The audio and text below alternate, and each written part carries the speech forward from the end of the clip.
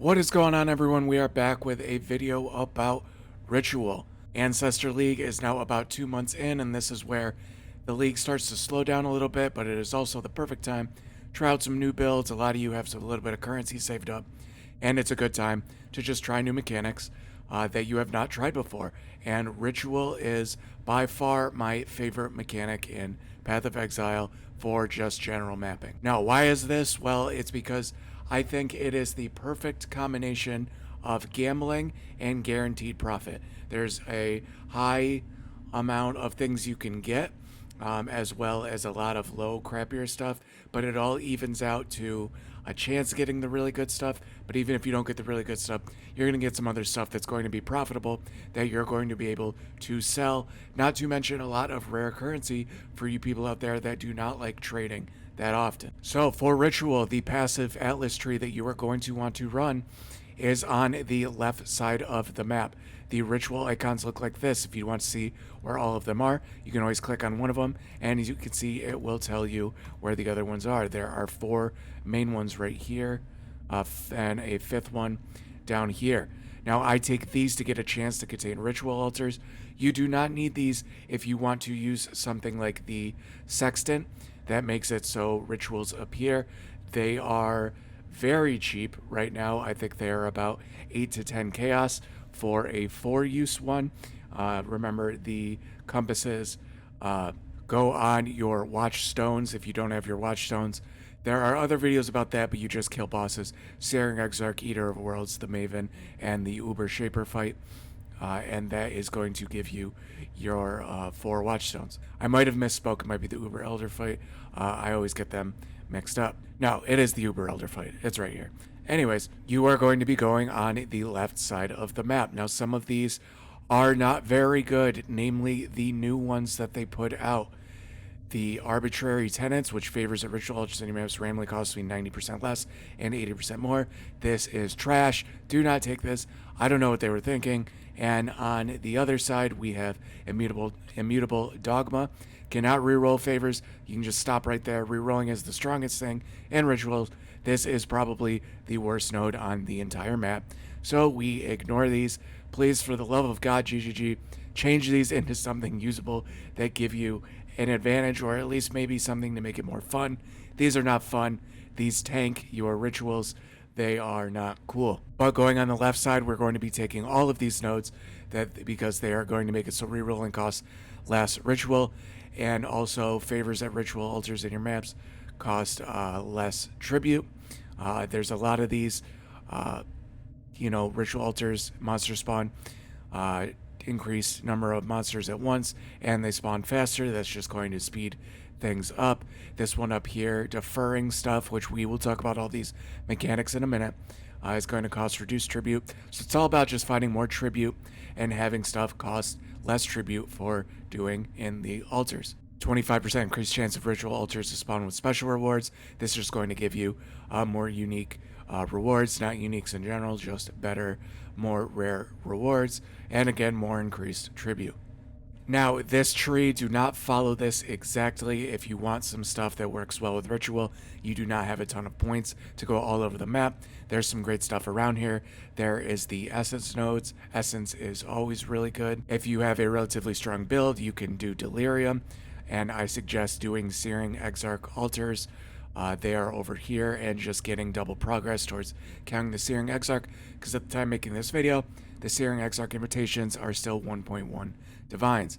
I do always enjoy going Conquerors maps and the Elder and Shaper Guardian maps in these, but pick some stuff that you like. I'm not going to go too much into it. This is not a hard, fast tree. I'm just taking some additional map connected so I can do the ping pong strategy for map sustain. Got a lot of other videos on stuff like that. Feel free to check those out. But again, this is not a general strategy. I'm saying follow this tree.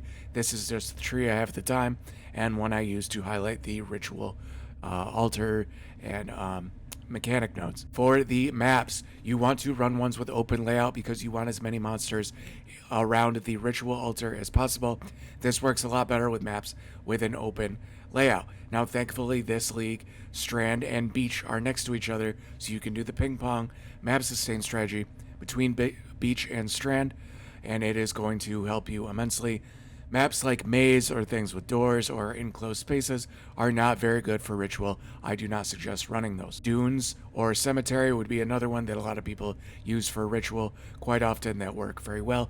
And cemetery has the advantage of dropping, brother's stash cards and stuff like that. One more thing before I forget, if you're using a sextant to force ritual, you can obviously get rid of these. But I like to do is I do not use any sextants or any charged compasses, and I use the ones that make ritual have a better chance to appear, and I use that along with stream of consciousness, which is going to just make it so that divine vessels, or you cannot use fragments other than divine vessels, but your maps have a 50% more base chance of finding other content, namely your ritual chance is even higher, because even though on the map device ritual is on here, it is 10C, and I do not think it's worth it. If you're going to go this route, I would just take the time to buy the charged compasses that will just make ritual appear in general. Eventually, and every so often, you're going to be using blood-filled vessels. I'll explain what those are in a little bit, but these will not work with stream of consciousness. So once you have a couple of these saved up and you're going to run these with your rituals, you are going to want to spec out of stream of consciousness and spec back into it when you are ready to start running them again. You spec in and out of things on the Atlas passive with Orbs of Unmaking. They give you refund passive points. You can just hit refund passives, click on it, hit apply. When you're ready to go back into it, just click back into it when you aren't going to use any other stuff or blood-filled vessels in your map device.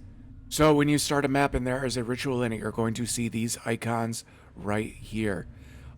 This is the ritual altar because you are taking the one node that makes it so you are always getting 4 ritual altars in your maps. There will always be 4 of these icons, and there is going to be people around the ritual altar. When you kill these people, they are sacrificed to the altar, and it is going to make it so they are saved in your altar, so that when you click on the altar, they are going to respawn in packs. The more packs that you do are going to give you more favor. As you can see, I'm killing stuff. This number down here is going up. This is the currency that you spend on rewards. The more people in these ritual altars, the better. And once you do one, they are going to keep appearing and kind of keep adding up to the ritual. So each ritual you do is going to spawn more and more monsters. Once you kill all the monsters around the ritual, it is going to pop, and that is how you know that the ritual is done. Now, once you are done with the altar, you do not have to worry about clicking on here to look at the rewards yet, or going to the altar, because a lot of stuff is still blacked out. It takes 3 altars to fully reveal the first roll that you got, so there's no point in looking at the rewards until you have done all 4. So I'm going to just complete the map and get the other ritual altars. Now, another strategy you can do is you can do all of the altars, and before you hit them, see which ones had the most people around it. This is helpful because then it starts you off on the first altar being the one that had the most monsters around it, so the juicier one that will accumulate into the other ones. I don't always like doing that because it's kind of annoying to run through the entire map and then run back to, say, maybe the first ritual altar that had the most people around it. It's kind of backtracking.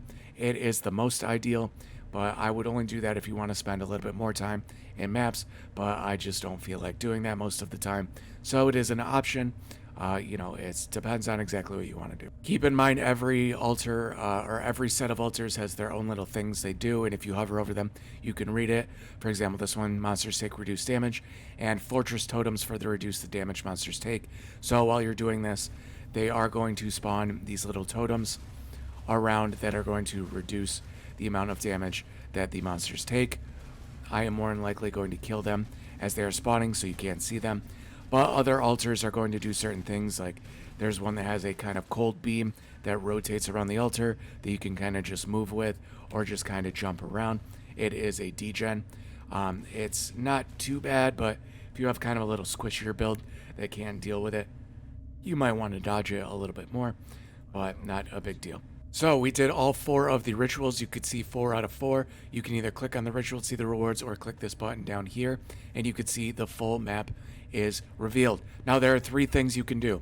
You can buy items, you can re-roll the items in the window, or you can defer items, which means they will appear in a future ritual roll at a discount. Deferring and re-rolling are incredibly powerful because, as you can see, this Twisted Synthesize map, you can see it has a red box around it. That means I deferred these 2 maps in a previous ritual, and the red border means that if I don't defer it again soon, it'll be lost forever. Now there is also a yellow border. That means it is not in danger of disappearing, really. If something is yellow and you don't want to defer to get not only the deferral discount or have it in a future one, you do not have to yet. You can re-roll, or it can be the last roll where you're out of re-rolls and it is not going to disappear. So I will probably defer these because you can see this one is 4,500 tribute. Right now I have 6,000. I don't want to use all of my tribute on this. So what I would do is I would click defer. I would click this and you will see total deferral cost. It'll cost 500 tribute, but future discount will be 446. So this will be closer to 4,000 in the future, and it keeps going down. The deferral fee is 61. So for 61 and 45, I am going to defer these and get the discount. They are going to gray out, and I am going to start looking at everything else that I want to defer. Now, why would I not just start buying stuff? Again, because the rerolls are incredibly powerful. I do not see anything that worth it in this ritual. Well, actually, that is a lie. Now that I look at this jewel and I'm using Awaken POE trade, I can see that with all of this flat damage, even though it's 2 tier 2 mods, this is not a terrible jewel. It might sell for a decent amount of chaos, but even though it's cheap, I'm not going to buy it because that means the deferral cost is going to be super cheap. So I will defer that too. You can also defer splinters because once you get 100 splinters, you will get something called a blood-filled, or you'll just get a ritual vessel. I'll explain what those are in a minute, but those are also handy. But I'm just going to re-roll this, and you'll see these appeared again, this time with a yellow box, meaning they are not in any kind of worry of them disappearing yet. So I'm going to ignore these. I am going to defer these splinters. I think 49 stack is actually pretty decent. I'm going to look at some of these. Again, Awaken POE trade is a very safe and useful app for this strategy. I highly suggest you download it. It is going to help you in the future with a lot of different stuff. You always want to kind of hover over some of these, especially if they're glowing or have a synthesized base, so you can just kind of see what you have. This is a tier 1 synthesized base. If you aren't sure if it's worth anything, you can just click on this. As you can see, this one is not. It was saying about 1 chaos, so I'm going to ignore that. I'm going to reroll again. Now this wasn't that great of a ritual. You can see I have more rerolls and they cost tribute, and I'm starting to run out of tribute.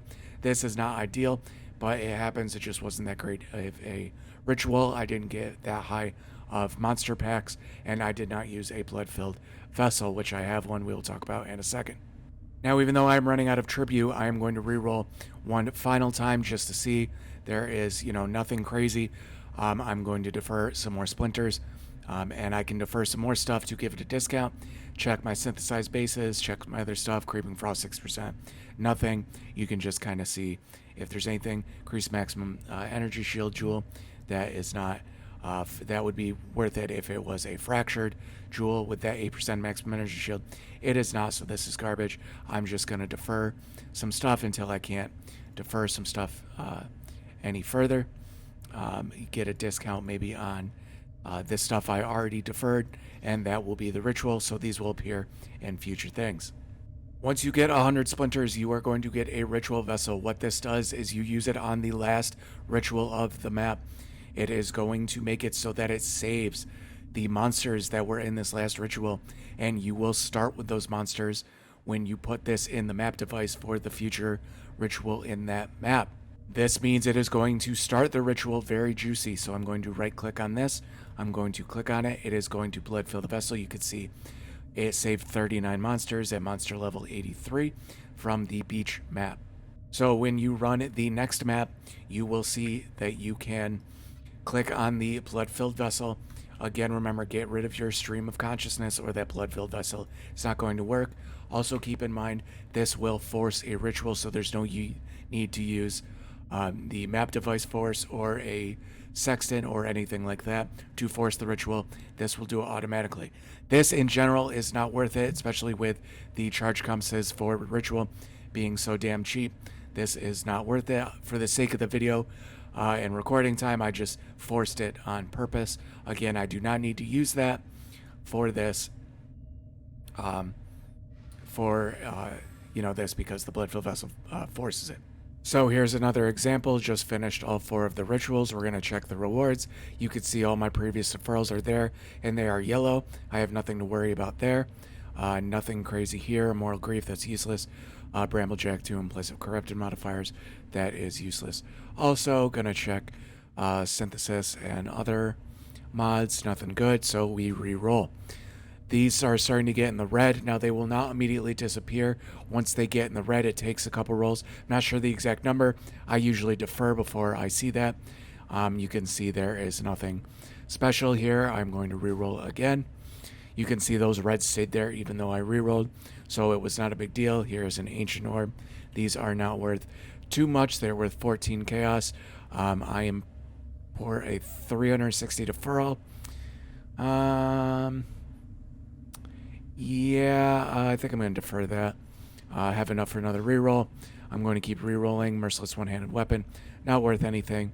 Nothing crazy on this belt. Nothing good for really bubblegum currency, but I am out of rerolls anyways. So this is where I'm going to either buy crappy stuff that I want to sell, some bubblegum currency, maybe some chromatic orbs, some really cheap stuff. What I think I will do is I am going to just, since I have nothing that's in the red, I'm going to start clearing out some of these. So I'm going to buy this jewel right here. I'm going to take these splinters. Now, a lot of people really like to save a ton of stuff on the deferral and just keep deferring a ton of items until they get a really juicy ritual, and then they can just kind of clear everything out when it is the cheapest. I have this kind of half and half strategy where I kind of do that, I kind of don't. Sometimes I do, sometimes I don't. It really just matters on your preference. I'm going to just start deferring the most expensive stuff with the tribute that I have remaining to just get it as cheap as possible. And 2 quick things. Legion is one of the mechanics that works well with ritual, because the Legion monsters, if they are by the ritual, will save in the ritual. It's a great way for pumping up ritual. I am not using that currently, so I can't show that off. Just know that mechanic is a great one to run with ritual, and you want to run the ritual that is hopefully by the Legion first, so that those Legion monsters carry over into the next 3 rituals after that. As far as blood-filled vessels are concerned, you can buy them in bulk on either the Forbidden Trove TFT Discord. You can go to the bulk trading section and go to the ritual section. I believe it's still there. Buy those in bulk, or you can just buy them off the normal POE trade website if you want to. I don't. I usually just save up the splinters myself and do it. It makes things less complicated. It will be a little less profitable. Buying them in bulk is profitable, especially as the season goes a little bit deeper. But yeah, that is also an option for ritual. But that is it, everyone. That is ritual. It is not too complicated. I absolutely love this mechanic. Leave a like on the video, please. It helps tremendously. If this helped you and you want to see more POE content, also make sure you subscribe and get followed on twitch.tv/safeontalk, where I'm streaming a lot of POE, answering as many questions as possible, or just hanging out with you guys and see what you guys are up to at this point in the league. So anyway, thanks again, guys. And I know this was a little long-winded. I haven't made a video in, I don't know, I think maybe 10 to 14 days. A little bit rusty, and I just started running ritual again because I think it's at the perfect point in the league where I'm not super worried about making a ton of currency quickly. I just want to make currency while I'm doing a mechanic that I enjoy, and that is the most important part of POE. So until next time, everyone, we will talk to you later.